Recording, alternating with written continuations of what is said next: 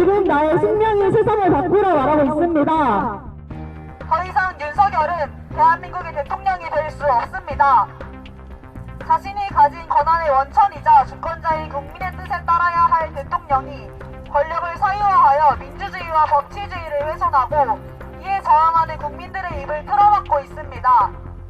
공정과 자유민주 질서를 수호하겠다는 말은 기만일 뿐 정작 대통령 자신의 가장 가까이에서 범죄를 저지르고 있는 김건희 여사에 대해서는 수사조차 개시될 수 없도록 권력으로 비호합니다. 이에 분노하여 촛불을 든 국민들에게 이틀 전 윤석열 대통령은 이상적으로 비상계엄을 선포하며 총을 겨눈 것입니다.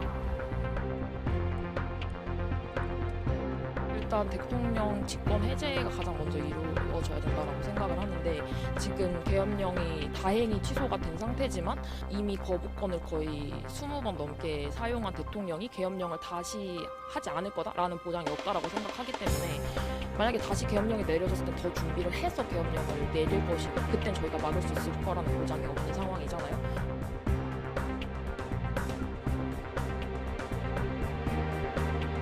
윤석열은 자신의 과오들을 덮고 국민의 입을 막기 위해 계엄을 선택했습니다. 윤석열은 비상계엄 명령에 책임지고 퇴진하십시오. 국민의 일상에 총을 겨눈 대통령 따위 필요 없습니다. 국민의 기본권과 민주주의 질서를 무참히 훼손했던 이번 비상계엄은 헌법과 법률이 정한 요건과 절차에서 벗어난 위헌, 불법 계엄입니다. 대통령과 비상계엄 선포 과정에 가담했던 이들이 모두 책임져야 합니다. 퇴진하고 처벌받으십시오. 우리는 나보다 강하기에 서울여대는 끝까지 행동할 것입니다. 윤석열이 선포한 비상계엄은 헌법과 계엄법이 정한 비상계엄 선포의 실질적 요건을 전혀 갖추지 않은 불법 위헌 명령입니다. 이승만, 박정희, 전두환 정권이 지나고 1987년 민주화가 된 이후로 처음으로 계엄령이 선포되었습니다. 윤석열은 정권이 위태로운 상황에서 정권 유지를 하기 위해 군을 동원해 국민들의 목소리를 틀어막으려고 했습니다. 일터에서 수많은 노동자가 목숨을 잃었고 시민들이 친구와 함께 걷던 거리에서 참사를 겪었으며 누구나 가는 군대에서 청년이 목숨을 잃었습니다. 국민이 안전하게 살아갈 권리를 보장받지 못하는 사회, 이는 국가의 역할을 저버린 사회입니다. 이 비극들을 초래한 윤석열 정권은 책임을 회피할 수 없습니다.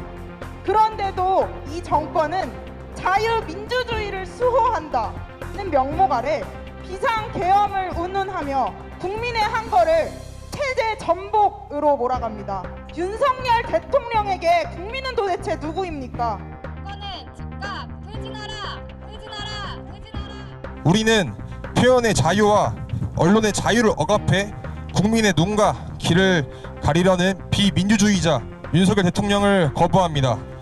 국민의 권리 보장을 위해 존재하는 법을 이용해 자신과 자신의 주변 인물의 사리사욕을 채우는 폭력적이며 무책임한 사람은 우리 지도자가 될 수 없습니다.